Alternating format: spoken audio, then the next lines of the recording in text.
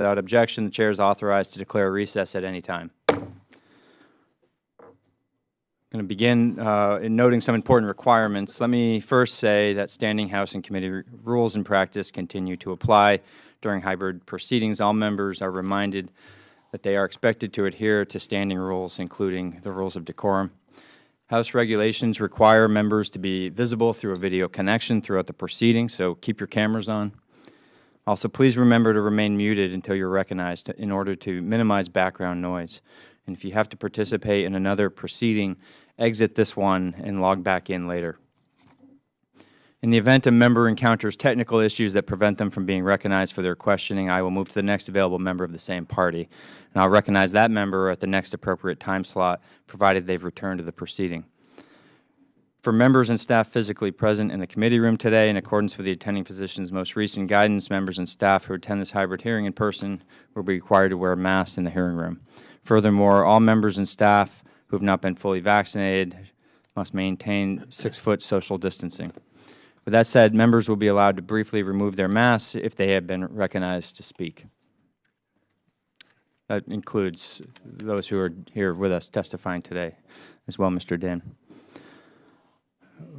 I'll now do a quick, brief opening statement. Kind of brief. We'll see. In the state of Maine, we are home to a strong logging and forest products industry, and it's been that way throughout our history. Thousands of Mainers make their living in the woods or in mills, making things out of wood fiber. The industry has faced tough times in recent decades for a variety of reasons, from trade policies, outsourcing of jobs, demand slumps, and more. But loggers and other forest products workers, many of them small businesses, love what they do, and they've kept at it as a way of making a good living and as a way of life. That's important because small businesses in the forest products industry and the sustainable forestry they practice in Maine are primed to play an important role in the growth of renewable energy and combating climate change in the years to come. It's a great opportunity for small businesses in rural, heavily forested states like Maine and for the communities that they call home. America's forests and woodlands are vast.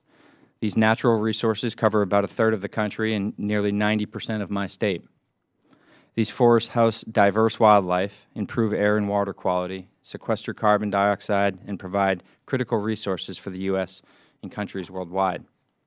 Sustainable forestry seeks to manage forests to support the natural forest resources and ecosystem services we need now and in the future. These practices include protecting forests from wildfire, pests, and diseases, and preserving forests. I'm proud to say my home state of Maine has many landowners and businesses that use these practices. We have a healthy forest as a result. Sustainable forestry can also help combat the impact of climate change, which has already begun to hurt forest health across the country. Unpredictable temperature changes, drought, fire, and invasive pests pose a fundamental threat to our beloved woodlands. Fortunately, sustainable forestry can maintain and restore carbon sequestration in forests, helping to fight climate change and keep our forests intact. The people doing this sustainable forestry are often small businesses, as I've said.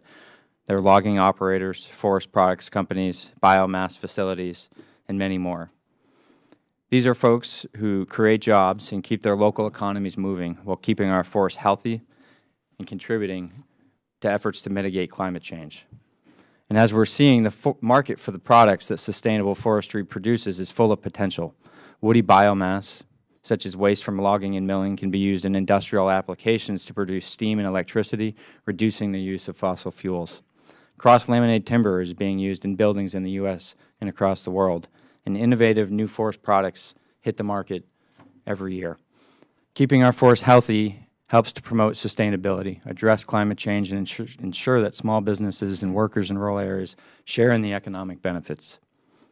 As Congress looks to address and mitigate the negative sides of climate change and bolster American small businesses with the bipartisan infrastructure bill and other legislation, we should support industries that help on both fronts. I look forward to hearing from our witnesses about how policies can be put together here in Congress that will help them be successful businesses as business owners, that will help them to continue to make a living the way that they choose and enjoy, while also taking part in good sustainable forestry that makes for a healthy forest. I'd now like to yield to Mr. Stauber, I'm sorry, I'm not yielding to Mr. Stauber for opening statements, rather recognizing Ranking Member Hagedorn for his opening statement. And it's a real pleasure to be here with you today. Thanks for joining us, and I was very glad to find out you'd be attending this morning. Thank you, Chairman. Appreciate you holding this hearing, and I look forward to the witnesses' accounts. You could have yielded to Mr. Stauber. He's quite an expert on these issues, and I look forward to hearing some of his comments in just a little bit. Minnesota, like many places around the country, home to some beautiful forests and provide us incredible scenery, but also some awesome products that we use every day and we rely on every day. And this hearing's a lot about how we can help small businesses to continue to provide those types of products to the American people.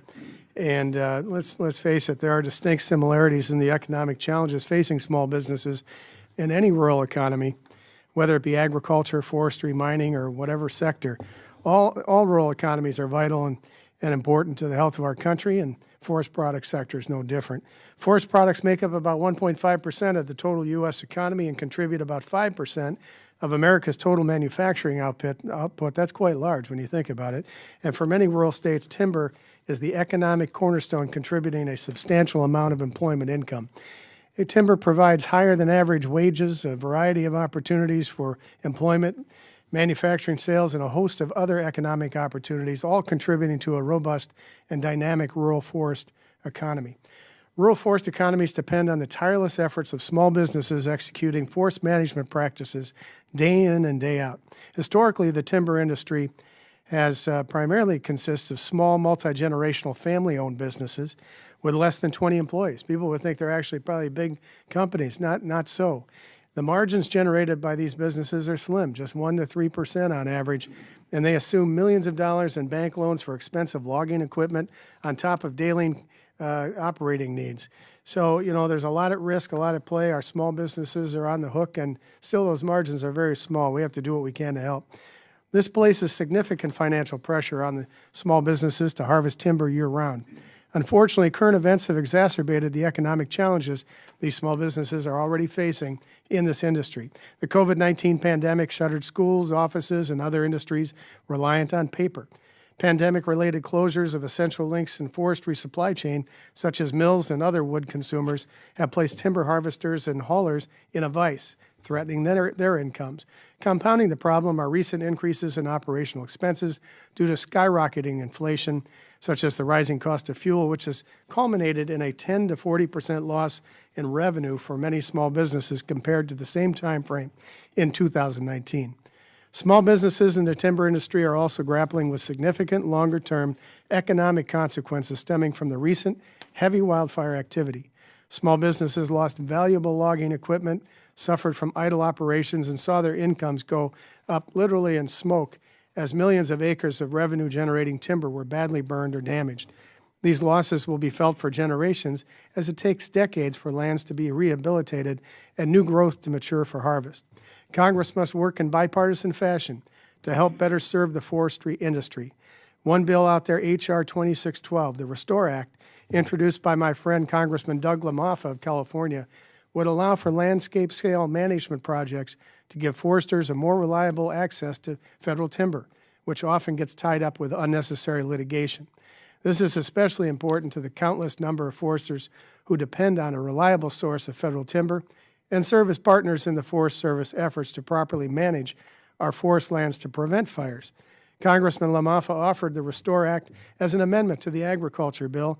I was there and voted for it, but unfortunately, it was blocked by the majority.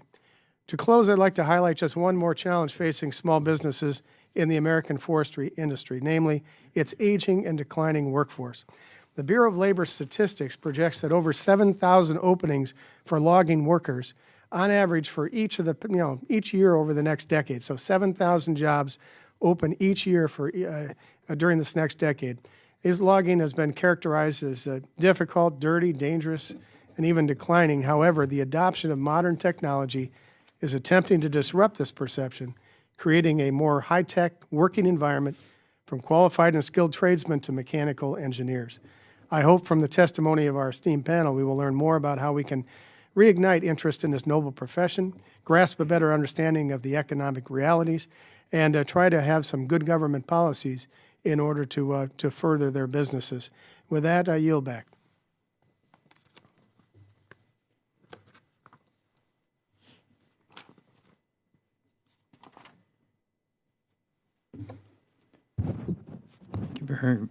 Excuse me.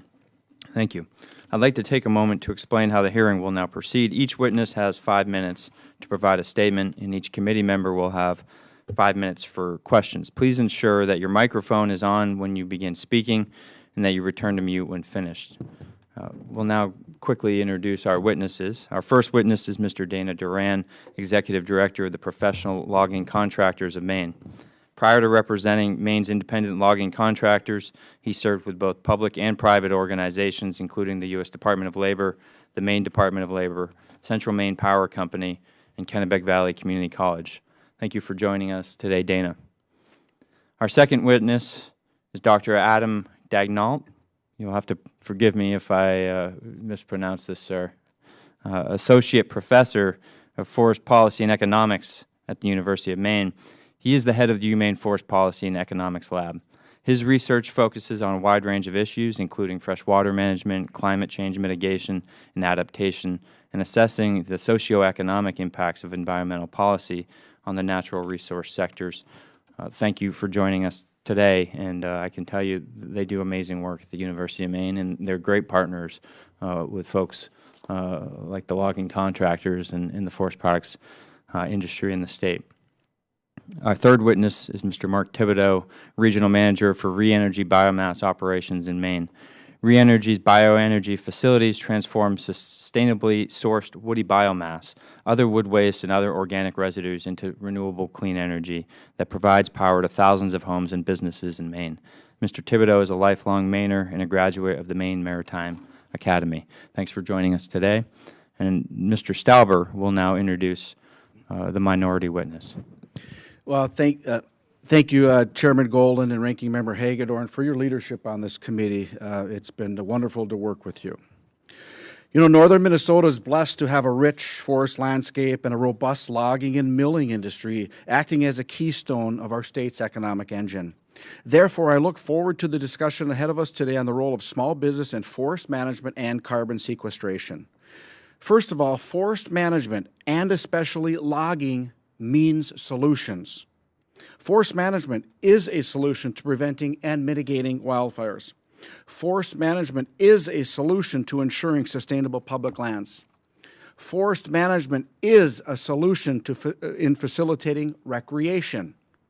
Forest management is a solution for economic development and job creation.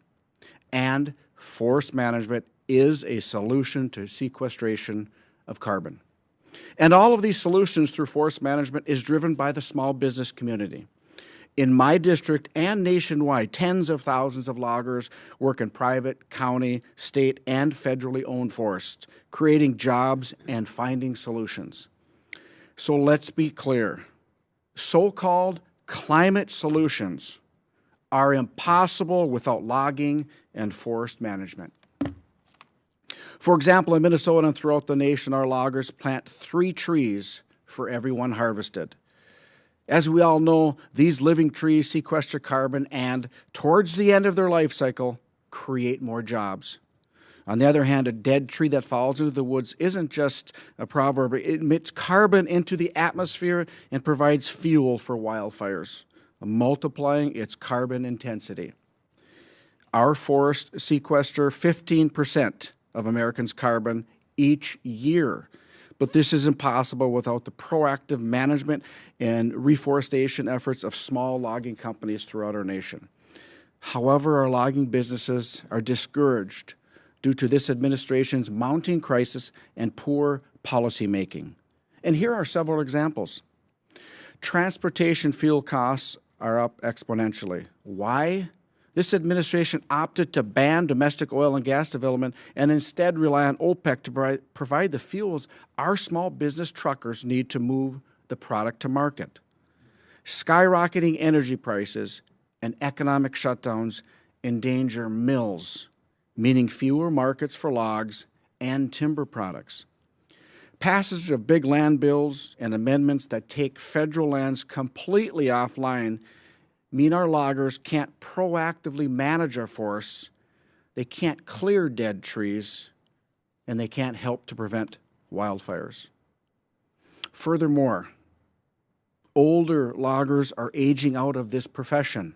And because there's more land offline and fewer markets than ever before, the younger generation doesn't see the promise of those future logging jobs. Burdensome regulation for public land management, coupled with lawsuit after lawsuit from activist groups, complicate project permitting and tie up projects in legal costs. Moreover, this administration's nominee to lead the Bureau of Land Management endangered the lives of loggers in Idaho with tree spiking, a form of eco-terrorism, illustrating further hostility to these small business loggers. I don't know of a way to discourage logging more than to nominate someone who willfully put lives of loggers at stake as a leader of one of our largest land management agencies. So in order for responsible forest management to continue, we need to support policies that encourage instead of discourage logging. We need cheap, reliable energy for transportation and the powering of our mills. We need to expedite the process for compliance. We need to reform our broken NEPA process and keep loggers in the woods, not in the courtroom. We need to pass my own bill, the Healthy Forests for Hunters Act, which streamlines environmental reviews for timber projects on federal land that benefit wildlife habitat, simultaneously supporting forest management and boosting hunting opportunities nationwide. And we need to vote against land packages and amendments that halt responsible management. We need to encourage loggers to grow into the profession with robust workforce, pipelines, and administrators of land management agencies that aren't a threat to our small business and our logging community. If we do these things, we will empower our small business loggers and truckers to do what they do best, which is manage our forests, find solutions, including climate solutions.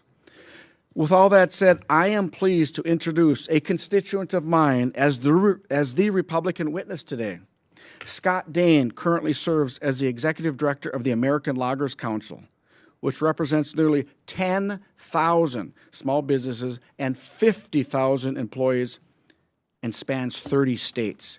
Prior to this role, Scott served as Executive Director of the Minnesota Associated Contract Loggers and Truckers, our state's association representing the small businesses that play a key role in northern Minnesota's economy. There are few who can speak with more authority than Scott on timber and transportation. As he tells us in his opening remark, our loggers are key to forest health and a thriving economy. As a once-in-a-half-a-century wildfire raged across northern Minnesota, the loggers Scott represents played a key role in creating fire breaks and working to mitigate the damage. Scott, thank you for your advocacy, and thank you to the loggers for their hard work and their families. I look forward to your testimony. Mr. Chair, and I yield back. Thank you very much.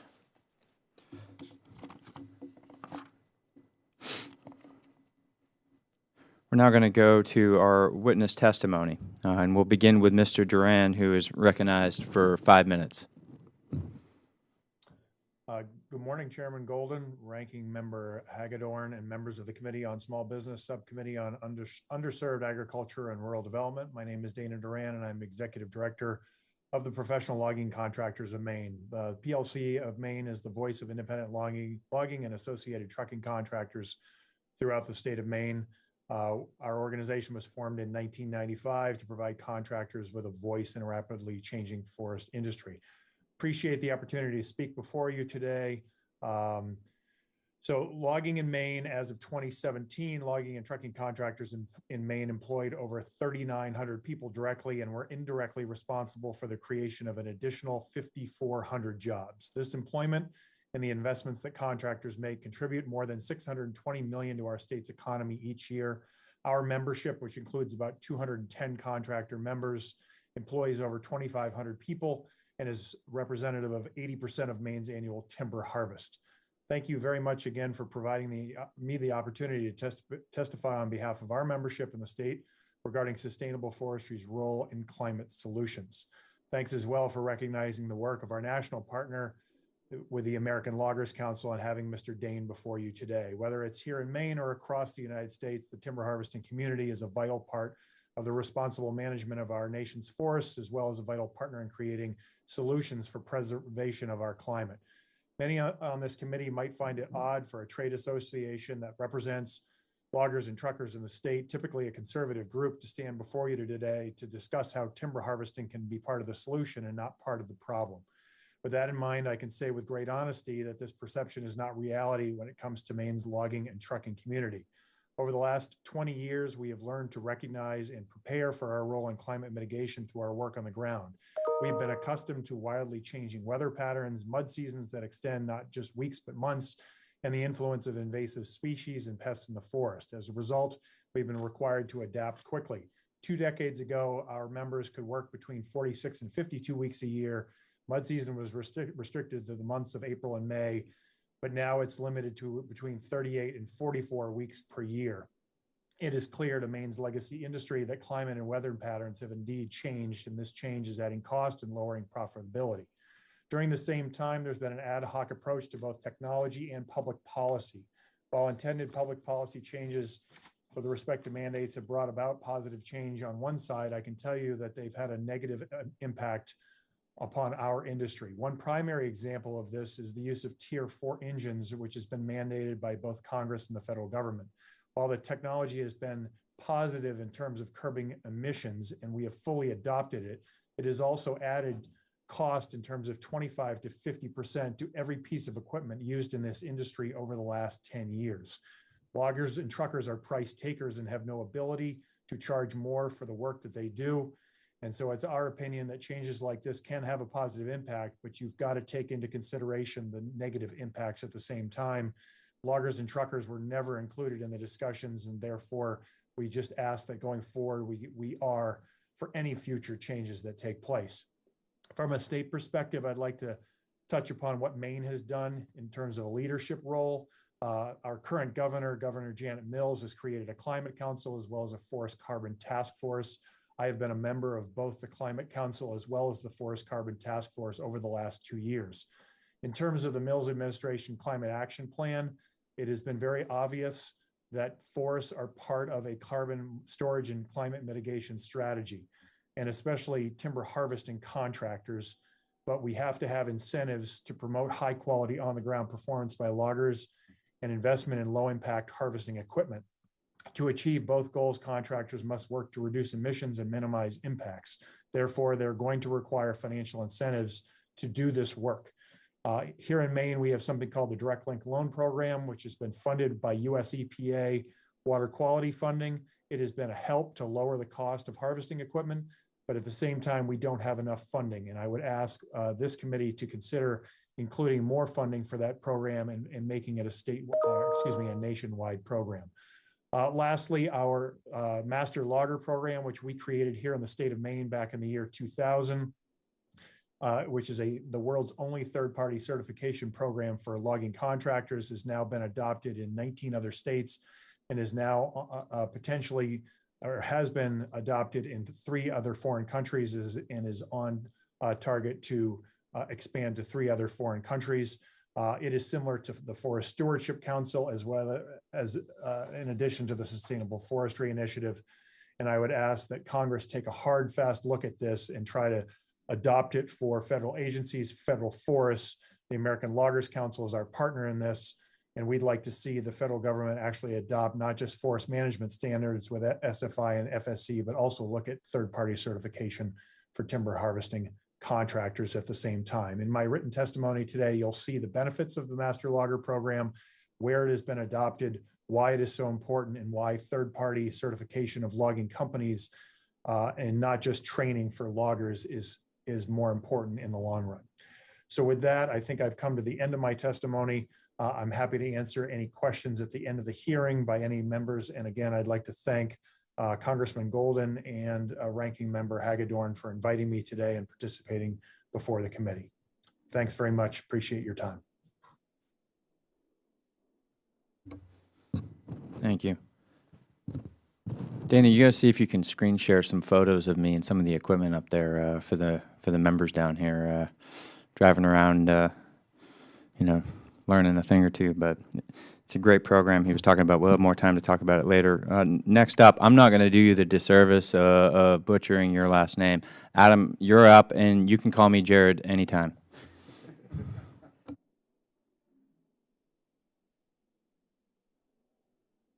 You're still on mute.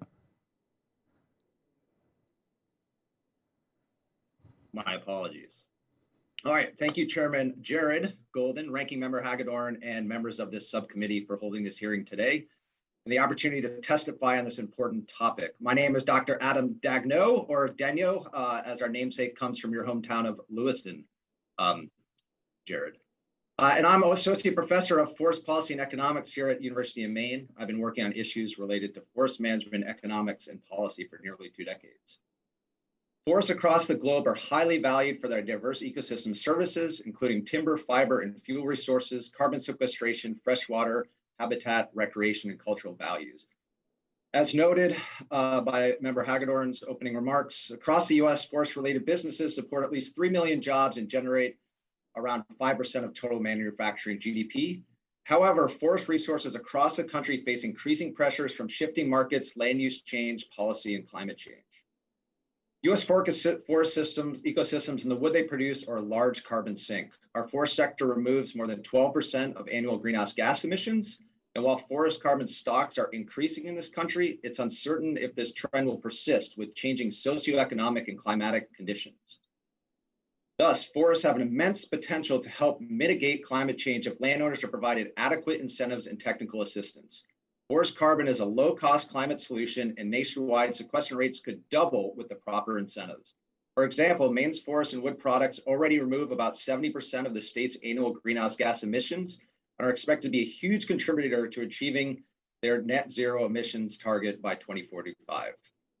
Sustainable forest management and harvest are key to enhancing forest carbon sinks. Without this, forests grow slower, are less resilient to climate change, and sequester carbon at lower rates. And a wide range of sustainable forest management practices should be used to promote climate solutions while maintaining timber supply. These include quickly regenerating sites with climate change resistant species, reducing the risk of loss to natural disturbance, conducting treatments to increase growth, and using efficient climate-friendly harvesting practices. Markets are really key to maintaining the health and sustainability of our forests, finding new uses for wood and supporting rural communities to ensure a vibrant workforce can improve forest health. Robust and stable timber markets enable the carefully planned harvest of trees that allow forests to have appropriate stocking levels, balanced age classes, and species diversity. Continued research and development into new and more efficient uses of wood are critical to supporting our rural economies. These include wood bioenergy, biofuels, mass timber, nanocellulose-based products, and bioplastics. The University of Maine is researching many of these innovations thanks to grants from the USDA, DOE, NSF, and more. As noted, markets play a key role also in keeping forests as forests. Land is a commodity, and low-value land risks being converted to alternative uses. We need to promote markets for all grades of wood and forest uses that will help maintain or increase its value, incentivize management, and reduce deforestation. Timber harvesting is necessary to meet both societal needs and mitigate climate change. Nearly 20% of our forest carbon is in harvested wood products, which can be substituted for emissions-intensive materials like steel and concrete. Incentivizing practices that maintain or increase harvest and carbon will be a win-win for society and the climate. Wood-based bioenergy is part of the climate solution. Bioenergy markets increase forest value and incentivize removal of wood that otherwise dies and releases carbon. Putting this to use can reduce fossil fuel emissions. A federal renewable energy standard for sustainably harvested biomass would improve low-grade wood markets. Several federal programs could be utilized to incentivize forest management and enhance carbon sinks. These include the USDA's Natural Resources Conservation Service programs like EQIP and CSP, and the U.S. Forest Service's Forest Stewardship forest legacy, and forest inventory analysis programs, to name a few. Enhancing these programs can improve forest conditions and wood utilization, thereby increasing both carbon stocks and the flow of timber products. Additional funding must be devoted to reducing the risk of wildfire and other natural disturbances. Maintaining or increasing federal tax incentives like the management and reforestation deductions will incentivize landowners to actively manage their land for timber, carbon, and other co-benefits. We must continue to support research and economic development in the forest products and land management sectors through federal grants from the USDA, DOE, NSF, EDA, and others. The opportunities and challenges for sustainably managing our forests for timber, carbon, and other ecosystem services are notably complex. Given the recent changes to our forest ecosystems in the wood product sector, there's more need than ever to employ the very best science to inform decision-making. We must continue to research and promote opportunities that simultaneously improve the resilience of our forests and the rural economies and people who depend on this key natural resource. Thank you again for the opportunity to speak on this topic. I invite you all to visit Maine and see all the great things that are going on at our universities and working for us to implement sustainable forest management and grow our forest economy. And Representative Golden, I look forward to seeing you again in December at the Millinocket Marathon. Thank you. Thank you, Professor Daigneault. I get that one right better? Getting closer? So actually, growing up, I always wondered why my great-grandmother called me Gerard. And they came down out of like Chicoutimi to the Lewiston area. But the French-speaking tradition stopped with my mother's generation, at least with me. But it's a certainly familiar Lewiston name. Yeah, it's the same for me as well. But absolutely. By the way, I'm not sure that I have a half marathon in me. That was a brutal race. That was a cold day, and I had a good time, and it's for a great cause. And you want to talk about an old mill town? Very much related to the and it's an excellent way to innovative ways that people are trying to prop up rural communities. So. Yeah, that's right. Absolutely. Thanks, Professor. Next, we'll hear from Mr. Thibodeau. All right. Good morning, Chairman Jared Golden, Ranking Member Jim Hagedorn, and members of the subcommittee. Thank you for the opportunity to appear before you to discuss sustainable forestry's role as a climate solution. I'll be speaking specifically to wood energy as a climate solution this morning. My name is Mark Thibodeau. I'm a lifelong Mainer, and I'm a graduate of Maine Maritime Academy with a degree in Marine Systems Engineering. I live in Maine's 2nd Congressional District, and I serve as Regional Manager for Energy Biomass Operations. I've managed five biomass power plants in Maine in the course of my career, as well as 5 in California. In Maine, ReEnergy operates 2 biomass power facilities, both in the 2nd Congressional District. We operate a 39 megawatt facility in Livermore Falls and a 48 megawatt facility in Stratton. We use sustainably harvested forest and mill residue as fuel to generate base-loaded renewable electricity. I'd like to stress there the base-loaded portion of that. The Stratton facility also supplies and provides electricity directly to an adjacent lumber mill. Our wood ash from the Stratton facility is also used by more than 100 Maine farms as a soil amendment for balancing soil pH and enhancing nutrient levels, and has also been approved as an organic fertilizer.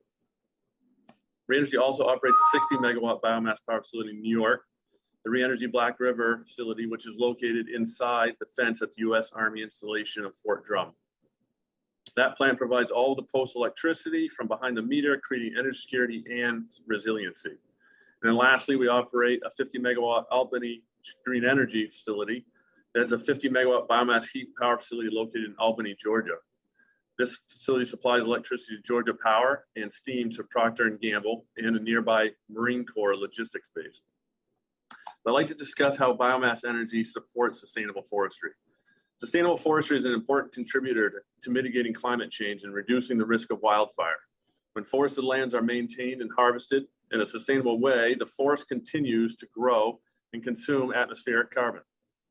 Wood markets and wood utilization are essential to forest maintenance. Without an outlet for owners to sell their harvested wood, the owners are more likely to sell the land for other uses. Biomass power is an important component of the larger wood market. After the higher value fiber is sold to make lumber, furniture, or paper, the landowner is left with lower value fiber like tops, the limbs, and thinnings that cannot easily be made into other wood products. When these leftovers or residues are sold to a biomass power facility, The landowner is able to further capitalize on their harvest, and the unusable fibers go toward generating base-loaded renewable energy. So biomass power facilities are located primarily in rural areas with active forests and/or agricultural economies. In some areas, biomass power facilities are actively involved in the reduction of catastrophic wildfires by repurposing forest debris that is very hazardous during wildfire season. Our fuel suppliers follow best management practices that ensure sustainable forest management. In all of our communities, forest growth greatly exceeds removals. What are some of the carbon benefits of biomass? Energy generated from biomass is recognized as having carbon benefits by most scientists, as well as many environmental organizations and regulators. This is because the carbon released by biomass power generation is already part of the carbon cycle, circulating between the atmosphere and the biosphere. Thus, like other types of renewable energy, including wind, solar, geothermal, and hydro, biomass energy production displaces greenhouse gas emissions that would have been produced had that energy been generated from fossil fuels. Even though the combustion of biomass generates biogenic emissions of CO2 on a gross basis, when the life cycle benefits of biomass are calculated, the net emissions from biomass are considered neutral or negligible, depending on the type of biomass. My written testimony provides much more information on the carbon benefits of biomass. With respect to federal policy issues, we are active members of the Biomass Power Association. It often seems to us that biomass power is the least understood renewable energy resource. We have been working for years to urge the Environmental Protection Agency to implement the electricity portion of the renewable fuel standard and activate its biomass pathways, for an example, and to address definitional interpretations of the term biomass in the renewable fuel standard. Without equitable policy support, it can become difficult for biomass to serve as a robust part of the country's renewable energy portfolio. We've been trying to address tax inequities that prioritize the growth of other renewable technologies at the expense of biomass and other base loads. Regarding the role of biomass in underserved communities, there are many underserved communities across the country that rely on forestry for income, with biomass being part of their revenue stream. For example, Native Americans are the largest owners of commercial forestry resources in the United States, controlling 16 million acres of forest land. Some of our fuel at our facilities here in Maine comes from tribal land managed by the Penobscot Nations. My written testimony provides additional examples of underserved communities involved in the forestry sector. So with that, I appreciate the opportunity to provide testimony today to the committee, and I thank you for your public service. Please feel free to contact me at any time with questions or concerns. And as always, Representative Golden, you're always welcome for a plant tour, as well as any other members. Thank you. Thank you. And now we'll hear from Mr. Dane.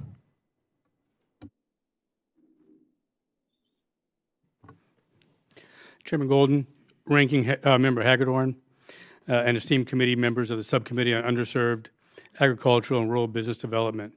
I appear before you today on behalf of the American Loggers Council, a nonprofit timber industry trade association representing 30 states, to address the role that forest industry performs in supporting sustainable forestry and the contribution that healthy managed forests provide in addressing climate issues. Put simply, loggers ensure healthy forests. As a Minnesota DNR commissioner told a prior governor, "Governor, the Minnesota DNR doesn't manage the forests. The loggers do it for us."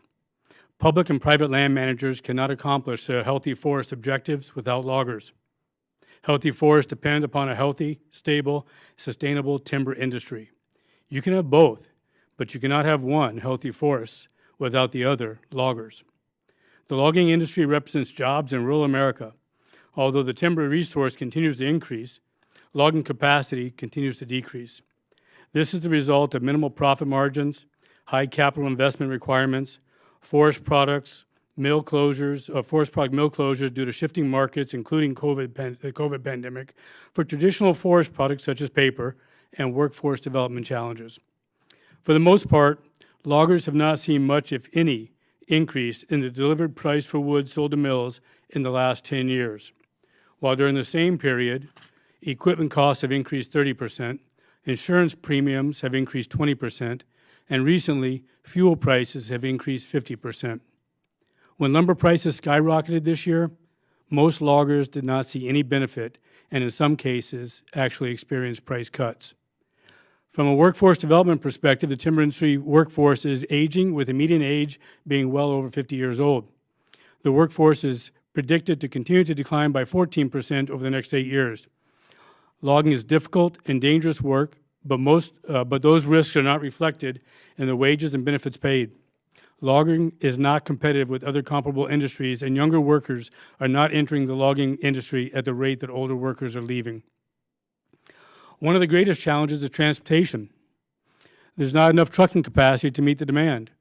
Additionally, insurance rates in some regions are $10,000 to $15,000 per truck per year. Trucking is the weak link in the timber industry supply chain.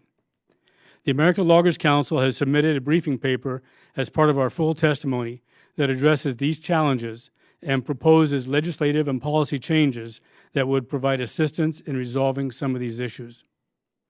However, this is about more than rural agricultural jobs. Healthy forests are vital to addressing climate change and particularly carbon sequestration. Nothing absorbs and stores more carbon than forests. That is why the global Trillion Tree Initiative was joined by the United States in recognition of the carbon sequestration role that trees provide. We need young, healthy, diverse, and growing forests, not overmature, dead, diseased, and dying trees, and certainly not burning forests. Older forests absorb and sequester 2/3 less carbon than younger forests. If we don't agree upon that, then the timber industry will have limited opportunity to contribute to sustainable forestry as part of carbon sequestration and climate solutions. Poor forest management does not create healthy forests, but instead negates the potentially positive benefits that would otherwise be achieved from sustainable forestry practices. This is evident in the increase in wildfires in the U.S. and around the world. Global wildfire carbon dioxide emissions are at record highs. The Copernicus Atmosphere Monitoring Service of the EU found that burning forests released 1.3 gigatons of carbon dioxide last month alone. The highest since the organization began measurements in 2003, the U.S. was a leading contributor. Scientists are concerned that areas with dense vegetation, including many of our national forests, are becoming a source rather than a sink of greenhouse gases.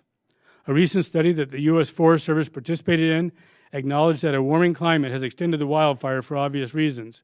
However, the study found that climate change accounts for just 14% of the influence on more destructive wildfires, while noting that live fuel was the largest factor, accounting for 53%. Last May, I had the opportunity to fly over and survey the aftermath of the wildfires in California. A video of the helicopter survey was produced and is included in my full testimony for the congressional record.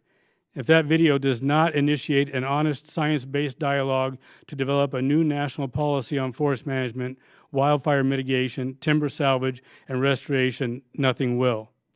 Sustainable forestry, practiced and performed by the American timber and forest products industry, is part of the solution in meeting the objectives of climate initiatives. However, it's entirely dependent on the rural jobs that the timber and forest products industries provide. The timber industry, healthy forests, and rural jobs are the climate solution. Thank you, and I look forward to answering your questions.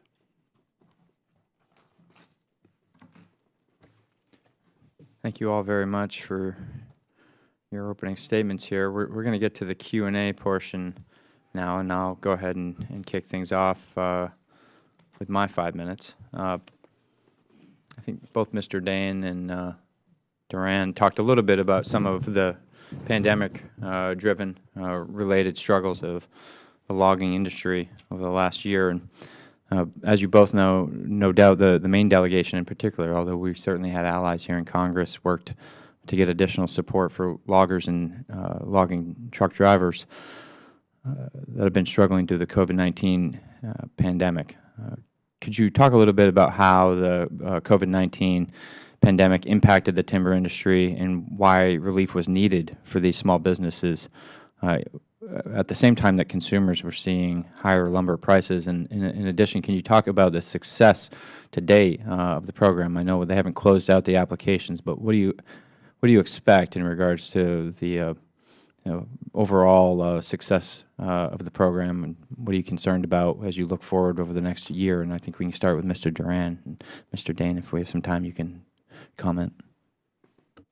Sure, I'd be happy to. Thank you, Chairman Golden and Jared. And I do have photos of you. If you'd like me to screen share, I'd be happy to put them up so there's actual proof of your work in the woods. I would look for your discretion on that. So in terms of your question, starting with the pandemic and the impact. So in 2020, we saw basically the pandemic start before it even came to the United States. As a result of the pandemic and its impact upon China and the Far East, we started to see markets start to close or be reduced as far back as January of 2020. And it just dissipated from there.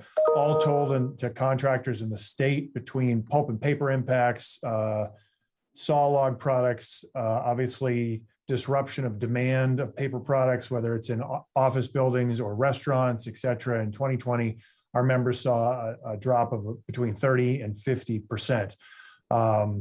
And that is just compounded over the last 18 months. You alluded to what's happened with saw log markets. All of you read the headlines of sky high lumber prices. I can tell you firsthand that here in the state, it wasn't a supply and demand issue. The log yards were full. And so there was a very high supply from the contractors that provide those solid log products to manufacturers. And then obviously demand was sky high. So it was not a simple supply and demand issue. Money literally just did not trickle down to the supply chain. So we've been hit by a double whammy, so to speak. We're very, very thankful for the work of our main delegation, especially Jared Golden and Senator Susan Collins and the rest of our delegation for providing the pandemic assistance for timber harvesters and haulers that was included in the omnibus appropriations bill that passed Congress back in December of 2020 and finally hit the street by USDA in late July of this year. Maine has taken the lead with respect to applications in that program. We're nearing nearly 300 applications. So we're pleased to see that folks are taking advantage of it. We don't know yet, how much they've applied for and how much of the 200 million is actually going to get to them. I will say this, the agricultural community and fishing community has seen nearly $30 billion of aid. The logging community, which has never had a handout or a hand up, so to speak, by the federal government, is only going to get about 200 million nationwide. It's a pittance. Again, we're not looking for the federal government to bail out every contractor. It's certainly going to help. But you can tell by the impacts that I'm giving you that it's not going to do a tremendous amount, but it's going to help those in need to get to the other side of this. So I'll allow Mr. Dane to reflect nationally, but those are the impacts here in the state. Thank you, Chairman. Real quick, from my estimations at this point, the funding eligibility across the nation will exceed the 200 million appropriation, which is a testimony to the need for the funding that was out there and everything else. How did the pandemic impact the industry directly? Interestingly enough, Congressman Stauber's district had a mill announce a closure about 15 months ago, directly related to the impacts of the drop in demand for paper products in the offices, the schools, and that type of thing, and permanently closed that mill, as well as another mill in Wisconsin that permanently closed, that accounted for 20% of the timber consumption in Wisconsin alone. So it had direct and indirect impacts. The assistance has proven helpful. Well, I'm out of time, but I'm going to just take a little bit of privilege. Any estimate at all on what the actual eligibility demand would look like if every logging contractor that needed help ended up getting some? Chairman Golden, yes, the U.S. Forest Service conducted a study of the financial impacts as a result of the pandemic and estimated just slightly over $1 billion. The American Loggers Council did a survey with the consultant that estimated a $1.8 billion negative impact directly resulting from the pandemic. So, yeah, those are a couple of estimates of the entire fiscal or financial impact. Thank you. I'll certainly have another round of questions later. Mr. Hagedorn, you're recognized. Thank you, Mr. Chairman. Mr. Dane, we'll kind of stay with you. So listening to your testimony, it's clear that, as Congressman Stauber brought up, this forest management is very important. If we don't manage the forest properly, we're in big trouble and on a number of fronts. And it seems interesting to me that a lot of times you get into states like California where they have a lot of fires, and it doesn't seem to be that the forests are managed properly, and a lot of that is extreme environmentalists getting involved, either at the political level or at the grassroots level, and preventing people from going in there and basically cultivating the forest. You know, I represent a farm area. I grew up on a farm, and you know, forest products is just another crop. That's why we have it over at the agriculture department and everything else. So, if it's kind of interesting that they don't let you go in and do what you need to do in order to protect the forest, and then when they burn down, they say, look at it's all climate change. But then, according to your statistics, no, it's not. It's about 8 to 1 or 7 to 1. Not doing proper management. So, getting into it though, you have lots of things going on that are cutting into your bottom line, driving up your costs. Obviously, inflation, things of that nature, and just bad government policies. I think there's some bad government policies on the horizon that might hurt your small businesses. We're looking at the majority party raising taxes again and maybe making it more difficult for businesses to expense their items in current years and things of that nature. The tax reform bill that was passed under President Trump, I think, helped most of your members. Would you not agree with that? Mr. Hagedorn, absolutely, I would agree with that. As Congressman Stauber mentioned, the margins are typically 1 to 3%. Any increase in taxes on this capital-intensive industry would cut into that. It's marginal as it is, and the industry cannot afford to absorb additional increases in expenses. So you don't know of any members that are asking for their taxes to be increased at this point, right? Okay, No, sir. Second is, I mean, just look at these big government items. You know, regulations at the federal level can affect you. Energy costs, you brought that up, and you know what's going on in the climate change arena is those things are going to drive up the cost of energy, make our energy less reliable. That can't help your bottom line. And then you get into some of these EPA requirements on your heavy equipment and trucks. And I think it was brought out by testimony of one of the others where you go from Tier 3 to Tier 4, and the difference might be this much, just this much more in trying to clean up the environment, but the cost is enormous to industries and driving up consumer costs. Can you address that a little bit? Well, my counterpart, Mr. Duran, did reference that, and he's correct. The cost of going to Tier 4 has had a lot of unintended consequences, negative consequences. First and foremost, by adding tens of thousands of dollars to the price of a truck alone or equipment. So that's a problem. Dealing with the servicing on those systems that Tier 4 requires brings out service technicians out that are driving more out to the equipment. So I think when you take in all the indirect impacts, it would be marginal at best that there would be any environmental improvements associated with the Tier 4 equipment. And then when you brought up a point about how important the trucking industry is to your industry, or combined in many ways, and now you have a shortage of drivers. Not enough trucks on the road at a time. My understanding is at any one time in the United States, each day there might be 1,000 big trucks on the side of the road because of these Tier 4 requirements, and they just shut down, and you have to get technicians out. There are no technicians. You know, a lot of these places are offering up $10,000 bonuses for technicians to start. One of the pieces of legislation that I have is the American Workforce Empowerment Act.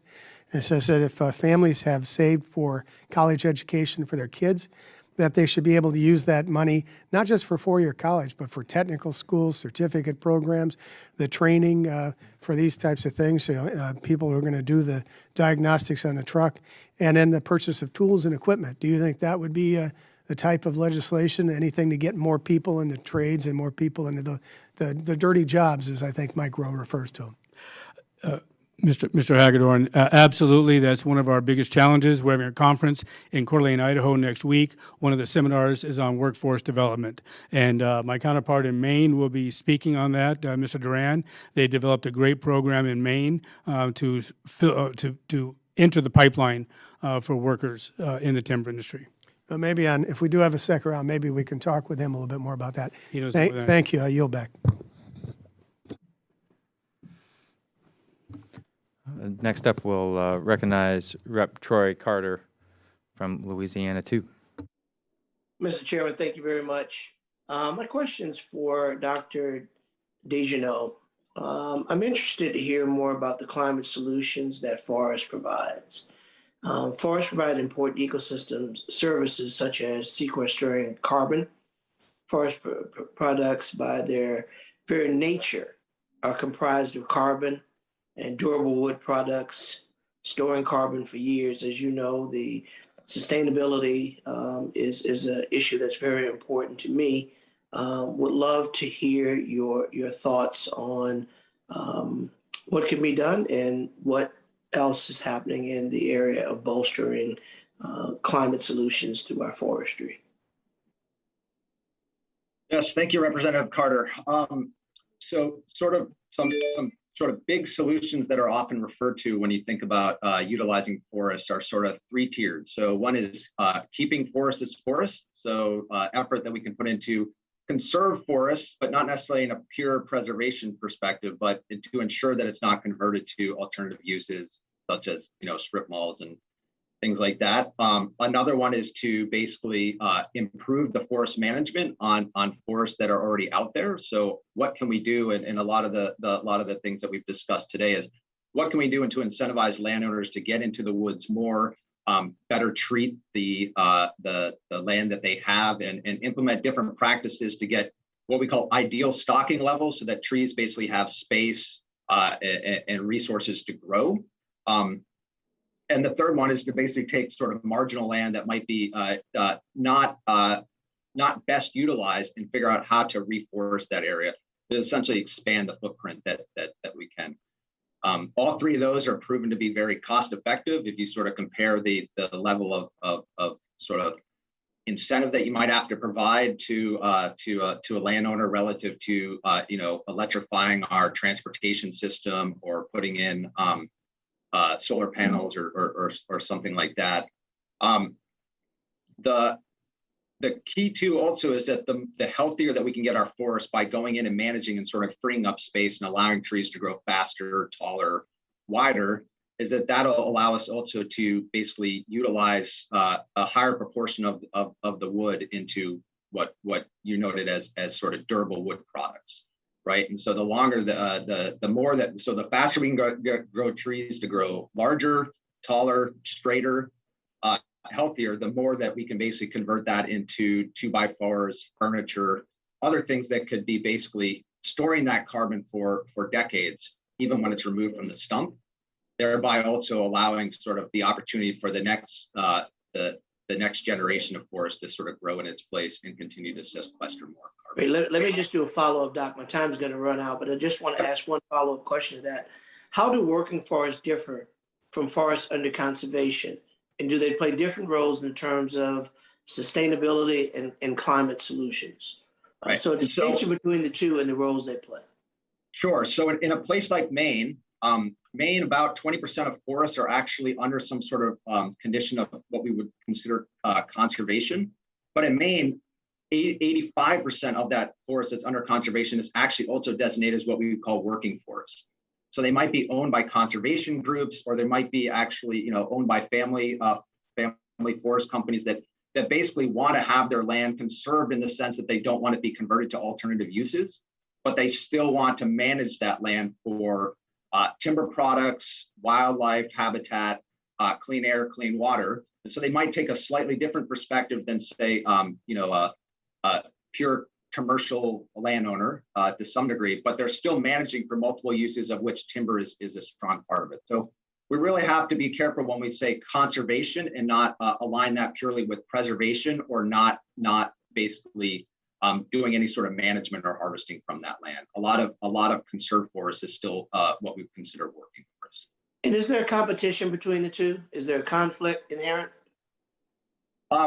Not necessarily. There might be that the landowners that have their land under conservation might have different objectives than what you might want to think of as a sort of pure commercial landowner or forestry company. But everyone tends to acknowledge that harvesting is part of the solution, right? But it's just part of one of many sort of suite of services that we can get from how we manage our land. The key is that we have to think about this from a very much a landscape perspective, and sort of commercial landowners, small family landowners, conservation landowners, they all can sort of work together to help meet society's needs at large. Okay, I see my time is up. I yield. Thank you very much. We'll now recognize Representative Roger Williams from Texas 25. Thank you, Mr. Chairman. I want to thank the witnesses for coming here today, and my first question is for Mr. Dane. As you know, forestry-related small businesses are crucial to providing jobs and revenue to our communities, and we've talked a lot about that today. When I talk to loggers and lumbermen back in Texas, I constantly hear concerns surrounding the labor shortage. Recently, I met with a second-generation family-owned small business in your industry from my district who told me that they are struggling to keep up with current demand because of many of their workers have decided not to return to work, and the next generations are joining in the forestry, and they're not doing that. So the federal government should be encouraging individuals to get back to the workforce rather than incentivizing them not to work and stay at home. So, Mr. Dane, can you speak more on how the labor shortage is affecting the small businesses that your organization represents? And secondly, is there a specific policy that made the labor shortage worse in the last year and a half? Mr. Williams, thank you very much for the question. And I was just down in Texas a couple of months ago visiting with your timber industry down there. It's a great organization. It's a great state, too, isn't it? Absolutely, sir. I've got a survey here that the American Loggers Council did in 2019, actually before the pandemic, which references that 97% of those surveyed said it's virtually impossible to replace or add new hires to their operations. That's an ongoing problem that we have. Now, with the added, I'll be honest with you, with the added unemployment benefits, I was talking to a logger in International Falls, Minnesota, that said he's going to have to give his guys a raise to offset the additional unemployment that they're receiving to entice them to come back to work. So it is a problem. Competition and access to capital play a fundamental role in our economy, and the government must not impede entrepreneurship and innovation, but rather ensure that American small businesses can succeed and grow without unnecessary government interference. And you just touched on that. Paying people not to work is too much of an interference. Burdensome regulations have real impacts on small business owners and the communities who depend on them. I am a small business owner, have been for over 50 years, and I know how excessive regulations can hinder growth and competition. I'm in the car business, we work on the same margins you do, so any movement one way or the other is tough on the industry.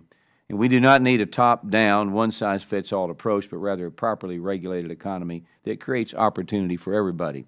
So again, is the logging industry properly regulated, do you think, and do you have concerns that the new focus on the green policy regulations will be harmful to the competitiveness and profitability of your members? From a regulatory perspective, I'm happy to say that at the local, state, county levels, the regulation is not really excessive, but when you get to the federal level, it's extremely burdensome. The NEPA requirements and the ESA requirements have been weaponized by those that want to just stall and litigate national forest management plans. So you have all the regulations you need to deal with right now, don't you? We do not need any further regulations, Mr. Williams. All right, thank you. Small businesses are finally beginning to recover from COVID-19 pandemic, and the last thing they need is for Congress and President Biden to raise taxes. We've talked about that. Raising taxes in this time is crazy. And the infrastructure bills that Democrats are pushing forward and attempting to pass this week will raise the corporate tax rate and drive up inflation, making goods and services more expensive. That's the bottom line. Despite the White House claiming that this will cost nothing, which is a complete lie in my mind, the cost will inevitably be passed on to individuals or businesses, and many businesses can't pass it on to individuals, so they have to eat it and they have to let people off to pay for it. So increasing taxes will cause businesses to hire less people and invest less back in the economy. So, Mr. Dane, quickly, can you discuss how tax increases would impact the small businesses that you represent? And if taxes are increased and your margins remain the same, which probably would not be, would that mean passing the cost on to the consumer? Well, I'd like to answer your last part of that question first. Loggers do not have the ability to pass on that cost to consumers. Loggers are paid based on what the mills determine, and as Mr. Duran referenced, dictate, will be paid. And so it's one of the only industries in the country that I'm aware of that you don't have the opportunity to tell your consumer what you're going to sell them the product for. They tell you what they're going to buy it for. So they don't have that opportunity. Second, these are small businesses and some are corporations, so that increased corporate rate would directly impact these family businesses. Thank you. Stay the course. There's help coming. Thank you. I yield my time back. Thank you. We'll now recognize Rep. Pete Stauber from Minnesota 8. Thank you very much, Mr. Dane, for appearing here. I'm going to put you on the spot. My good friend from Texas just says Texas is a great state. Texas or Minnesota? Minnesota in the summertime. Thank you. Thank you. Thank you so much for being here. You know, we talked about the loggers and our truckers at the forefront of responsible management. You know, how has the skyrocketing cost of fuels for transportation and energy affected small logging and trucking businesses? And I will just share with you, I was at a logging a site just west of Grand Rapids, you know, Ryla Timber, and they talked about the cost for fuel and energy to run the machines. How is that affected? How is it affecting the industry and the ability to move forward? I'll give you a quick example, Congressman Stauber. You know Chef Logging in Marcel, Minnesota. I think their fuel expenses are about $1 million a year, maybe 1.2, 1.3. You add 50% increase in fuel costs right there. You're talking $500,000 to one company alone. So it definitely is a burden to the industry, and one that's unfortunate has occurred in the last 8 months. Mm-hmm. You know, also in your testimony, Scott, you discussed the Trillion Trees Initiative, which is embodied in a bill introduced by my colleague, Representative Westerman. How do the reforms in that bill, such as streamlining NEPA, make it easier for your industry to do its job, and in turn, support forest health and carbon sequestration? Well, let's go back to the Trillion Tree Initiative, which is a global initiative to plant 1 trillion trees around the world to absorb more carbon. It makes a lot of sense. When it comes to the NEPA reforms that are necessary, that are critically necessary, that are hampering forest management at the federal level. I was at a meeting, and I think they were talking about at one time a NEPA report was about 75 pages long. Now it's 600-700 pages long. I was out there in California. We took a helicopter tour of the aftermath of the wildfires in May. We were up there for 6 hours. We toured 3 million acres of burned land, 3 million acres of burned land. And when you look down and you see what's going on in privately owned and managed land, they are salvaging the timber, they are restoring the land, they are replanting on there. If you look at the adjacent federally managed timber, nothing is happening. No salvage is going on, no reclamation is going on, and that's all because of all the NEPA requirements that just are used to hamper forest management. Mr. Dane, if you had one request from the EPA for your industry, maybe two requests, what would they be? How can the EPA help your industry with decisions?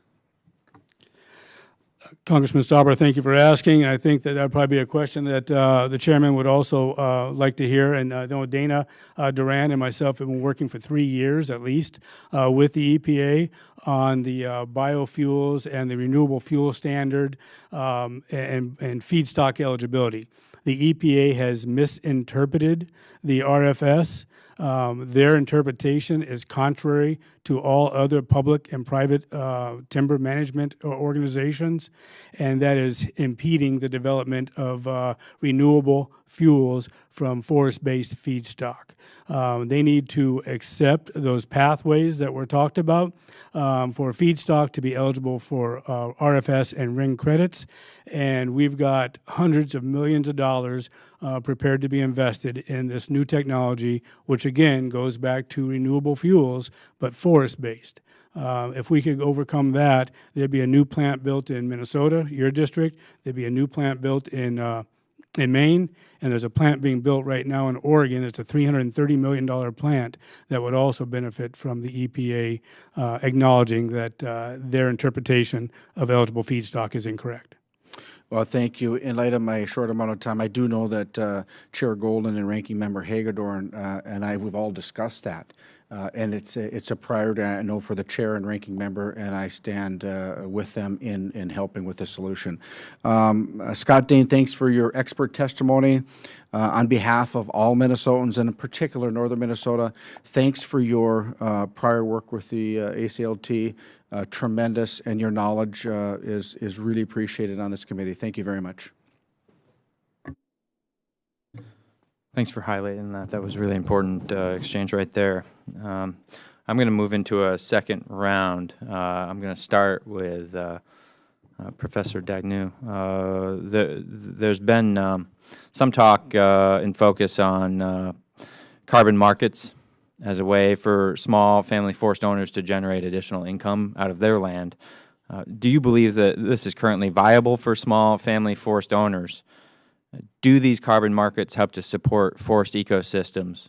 Can they be a part of advancing climate mitigation solutions? But just as importantly, will they help or hurt forest products economies? And is the answer dependent on how the policy is structured or not? Right. Thank you, Representative Gold. Lots of there to unpack. Thinking just markets at large, right? Carbon markets, they are part of the solution. It might not, but it might not be part of the solution for everybody. It will provide sort of diversified income stream to ideally promote more forest management, but the policy themselves has to be structured in a way that does that. A lot of sort of existing carbon markets that focus on forest carbon tend to penalize those who are understocked, but have the potential to grow, and basically reward a lot of those that are overstocked in the sense that they have a lot of carbon on the ground compared to maybe the average forest. The other thing that it does is it tends to, it's getting involved, particularly in carbon markets, is very time consuming, resource intensive, requires third-party audits and things like that can make it really cost prohibitive for particularly the sort of small and family forest landowners.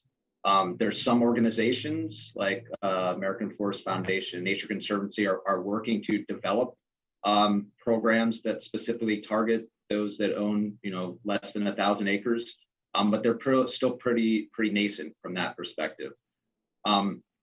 So again, I think there's opportunities there, but I don't think it's the full solution. I think just saying that if we create a bunch of carbon markets and create some ways that people can buy, sell, and trade offsets are going to necessarily open up, the forest to all this sort of management innovation. I think it's part of the solution, but I still think there's other aspects that we need to take into account, particularly that the duration of that people have to enter into these markets, the sort of complexity of how some of these things work.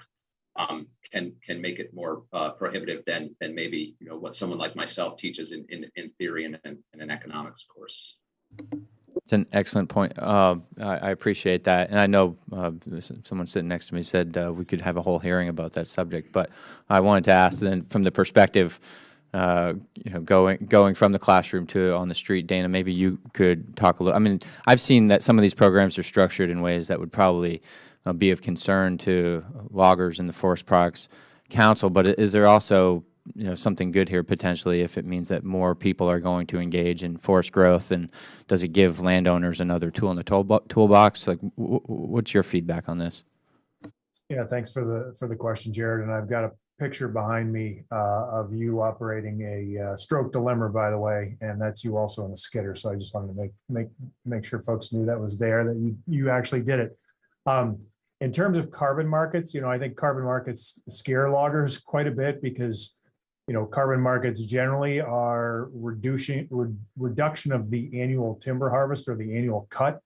But we feel like it can be structured in a way that we make sure that we actually weed the forest, remove the low value wood, and we can still conduct the same type of forest management without an impact to the contractor. But that's something that has to be mandated up front. And it really truly is a partnership between the landowner, the carbon market, and even the logging contractor. As I mentioned in my testimony, we created a third-party certification program for logging contractors 20 years ago called the Master Logger Program. And the Master Logger Program is the third-party audit of the harvest. Professor Daigneault mentioned, the cost to the landowner. There's got to be a third-party audit. I think, we provide a pathway to try to mitigate that cost and also achieve. So you achieve the landowner point of view, you achieve the market capability, keep their land forested because they're receiving a revenue forecast, and keep the contractor as part of that with the work that they're doing on the ground. So I think there's a path forward, but you've got to make sure that you have markets for low value wood, whether that's biomass to Mr. Thibodeau's facility at Re-Energy, or it's finding other markets for low value wood. And then the contractors are part of that. And if we can develop a system like that increases forest management, produces higher level products, greater markets, I think everybody shares in the prosperity, but that's a big nut that we have to crack. Thank you both. Do you have any follow-up questions? Yeah, I'll just ask one if that's okay. So Mr. Duran, Mr. Dane, I'll kind of throw this out at you, just so people understand a little bit better. I mean, we all experience one way or another these incredible increases in lumber costs. I mean, people had their houses go up $40,000 to build, and people put off projects and everything else. But you say your industry doesn't really benefit from that. Can you explain to folks how it works and why that didn't trickle down to you? And just kind of curious. I mean, again, the farming and ag-based folks that I work with, they have to deal with meat packers, for instance, the livestock people, and they sometimes think that the meat packers are making a lot of money at the grocery stores and everything else, selling their meat, but the farmer doesn't always get to the actual livestock farmer. Maybe that's similar here. So it's just be interested in your response. Mr. Hagedorn, real quick, in my opinion, it was, for lack of a better word, gouging that was occurring within the markets because of demand. At the same time, there is an increase in forested land because of the CRP maturing and that type of thing. So the supply was abundant. There's an increase in logging capacity with mills shutting down and stuff. So that infrastructure was also abundant. So the mills could afford to dictate, again, the price. I talked to a logger in Grand Rapids, Minnesota the other day, and he said that the mill told him, "We're not cutting your price, we're just paying you less." So it's a mill-controlled market right there, and that's one of the reasons that the trickle-down has not occurred. But I think my counterpart, Mr. Duran, would also have good information to share. Yeah, Duran? Yeah, thank you, Mr. Hagedorn. I appreciate the question, and Scott is spot on. It's interesting. In the spring of this year, so let's say January to April, there were tremendous amount of reports nationally, Wall Street Journal, New York Times, on the cost of lumber and kind of the breakdown of who was making the money. And I will tell you, the logging contractors and the landowners, for that matter, were not seeing any of the benefits. We would communicate obviously with our membership, but we're also talking to the landowner community. And there were a lot of folks who would talk to a logging contractor and say, oh, you must be getting rich right now. You got to be able to pass that along. And they're just honestly saying, no, we're not. We're not getting any of this, and neither are you. And that was the bottom line. And it's interesting. We issued an opinion piece in one of our statewide newspapers back in April of this year, basically calling into question what was happening both here in the state, but also nationally as to where the money was going. And, I'm not going to point the finger at one piece of this. There are a lot of players that are involved. And, from the mills to the retailers to the wood brokers in between, I'll tell you, there are also large cooperatives who buy materials on behalf of retailers. They're involved. And so anywhere from retail to manufacturers, that's where the money was. And it wasn't just one piece of that was making the money, but I will tell you, none of it was trickling down. But after we issued that opinion piece, we saw an increase in pricing that was paid to the contractors and to the landowners. So it's funny what happens sometimes when you get punched in the eye. There is a noticeable change that took place.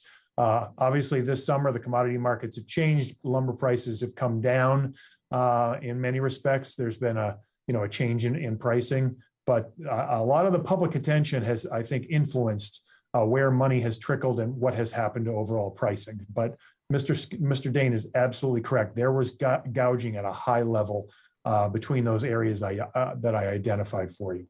Okay, well, I appreciate that. It just seems like you're in a little bit of a precarious spot. You can't control your destiny in many ways. But the one thing that can always help you is to make sure that we have downward pressure on the cost of production, to make sure that you can meet your bottom line, that whatever money you're going to get from the mills, you can try to keep the cost of production low.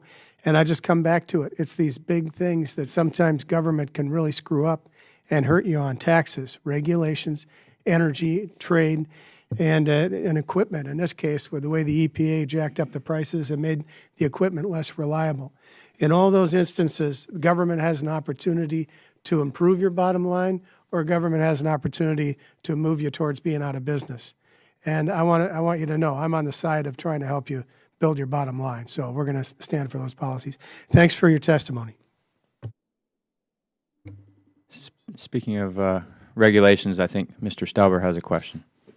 Thank you, Chair Golden. I just have one additional question for Mr. Dane. There's a lot of talk about adding endangered species to the list of endangered wildlife, et cetera. What does that do? How does that affect your industry? I know in Congressman Golden's area, the lobsters are having they're having major issues, and I know in some parts of even Minnesota. What is the economic impact even prior to something being listed? What is the economic impact, and how does your industry look at that? Congressman Stauber, thank you very much. I think it's ironic that we think about this issue from a Minnesota perspective.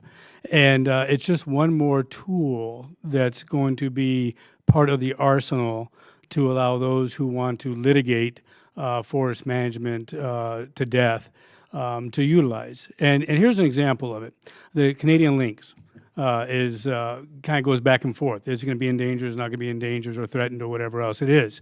So they track Canadian lynx. First of all, they should stay in Canada and not come into Minnesota and mess up our timberlands. No, just kidding there. But they tracked them. And you know what they found out? The Canadian lynx traveled on logging roads. They're not stupid. They're not going to go through the brush and everything else. They're going to travel on logging roads. So logging roads are not counterproductive to the Canadian lynx habitat at all. But again, once you get something on that list, you can use it as a tool to interfere with forest management. Yeah, and that's what we've heard.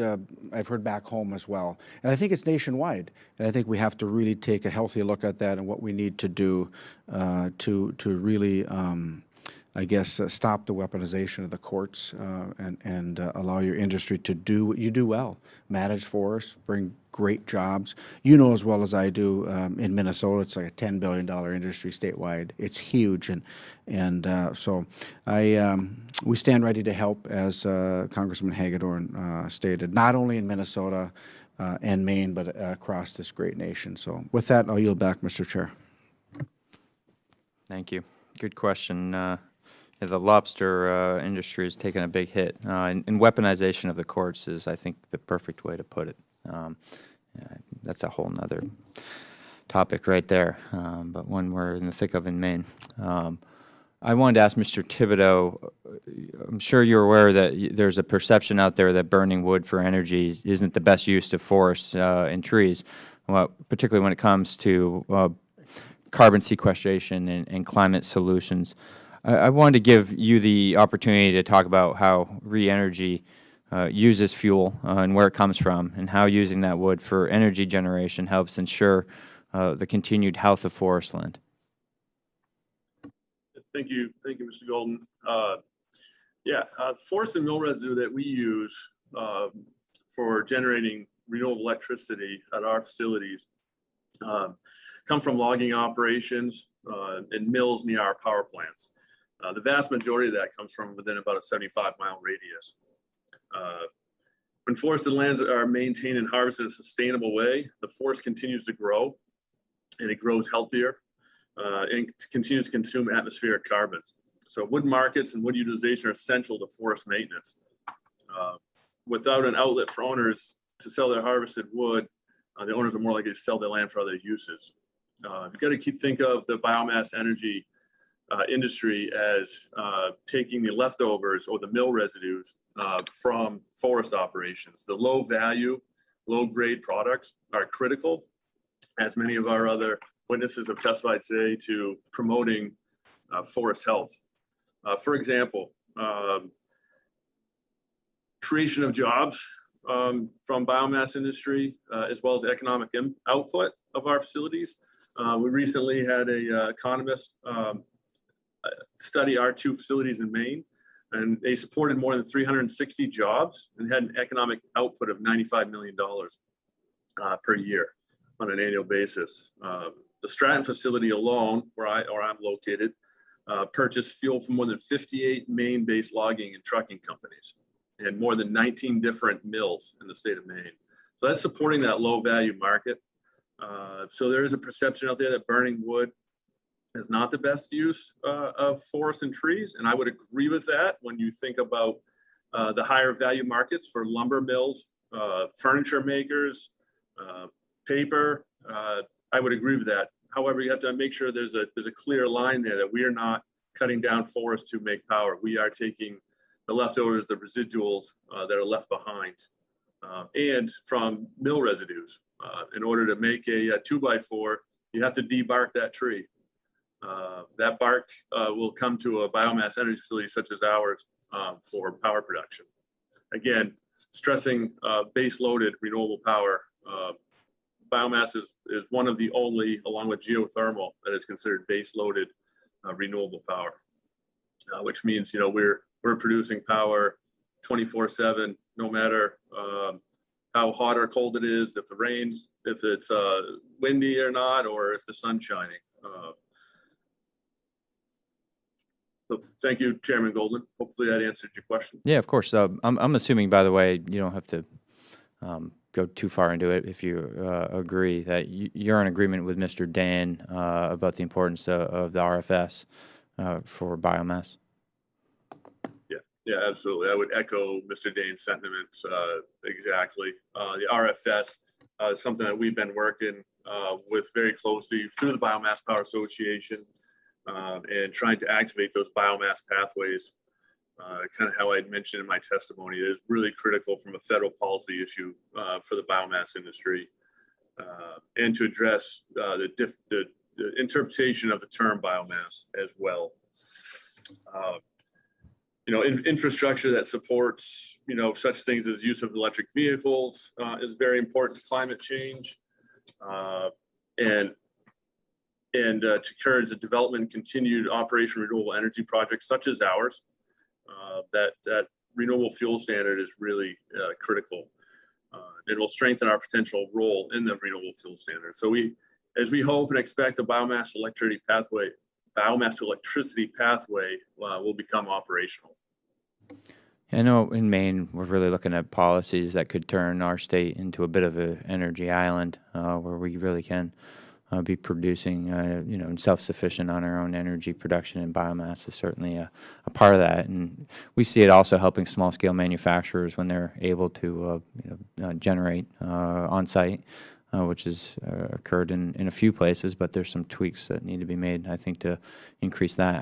Dana and I always agree we shouldn't build a public school in Maine that doesn't have also some kind of biomass boiler or something built into it. It's public expenditures, but all of that, it depends also upon the future of having this forest resource and making sure that it stays healthy. So I guess my last question is just to the professor. What types of policies are you looking at either private or public, looking into the future to make sure that we have a healthy forest? I mean, do you think we're going to need to introduce new forest species, or is it sustainable the way it is? I mean, what's your recommendation for the forest products industry in Maine? Yeah, so great question, Congressman. So one thing to think about is that I think we have to acknowledge that climate change is inevitable, right? We're already experiencing that as Mr. Duran said, how we have to harvest and what species we're seeing, it's changing, right? And so we have to do more to basically get that information out and help those on the ground who are managing logging, et cetera, handle that and adapt accordingly. In addition, with that, we do need to acknowledge that some species are going to grow faster than others. But at the same time, those aren't necessarily the basically most desired species per se. Coupled with that, as we know, we talked a little bit about carbon markets, but I think again, we need to come up with ways to basically get people in the woods and managing from a whole suite of different opportunities. So that's more incentives to do management, more through the USDA's NRCS and other things that at least are facilitating more management, more removal. That goes couples with what Mr. Thibodeau was saying, where we do need to basically have sort of robust markets for biomass, which is going to help basically get some of that lower grade wood out there, which is then going to increase and enhance the resiliency and health of our forests of what remains. In addition, I've noted that what everyone's talked about today is that we need to continue to find ways that make it, again, profitable to want to do things in the woods, right, and actively manage. And so I've noted at least that some of the sort of federal tax incentives that have been out there, at one point a couple of years ago, they were considering dropping them. I think keeping those were a huge boost, or a very important aspect for not just the sort of logging and forestry community, but for climate change at large. And lastly, I think we also need to acknowledge that the economy is changing, people's needs are changing, and their uses of wood products are changing. So by continuing to explore other ways that we can use wood as substitutes for fossil-based products, things that are more durable and sort of meet the needs, the consumption needs, that's going to help put more value on the forest and in the woods that we rely on, which is then going to help boost a lot of these communities that have a long heritage and history of relying on our forest resources to make those communities thrive. We need to continue to push in that way and probably acknowledge that maybe pulp and paper is not going to be the solution for the next 100 years, but we still have an abundant wood basket that can provide a lot of resources that we can take advantage of. Thank you. I think that's as good a place as any to wrap things up right there. I want to thank all the witnesses on the panel for joining us today, and want to thank all my colleagues for joining us and for their good questions. from the testimony and the exchange of thought here, I think it's clear the great benefits of the forest products industry and sustainable forestry can have for the country. And we all have a role to play in contributing to a healthy forest, to mitigating climate change, and to taking care of our local economies, making sure they can be successful. So I believe it's our responsibility to support industries like those that we have in our forested states and communities. Protecting our environment doesn't have to be bad for business, and I think our witness has proved today that is certainly not the case in places like Maine and Minnesota and a lot of others, I know down south as well. Sustainable forestry provides positive economic and social outcomes and meets the needs of the present, and we hope future generations as well. So I look forward to working with my colleagues to advance policies to keep our forests healthy and continue to help small business owners in the forest products industry. So I'd ask unanimous consent that members have 5 legislative days to submit statements and supporting materials for the record. And without objection, so ordered. And if there's no further business before the committee, we're adjourned. Thank you all very much.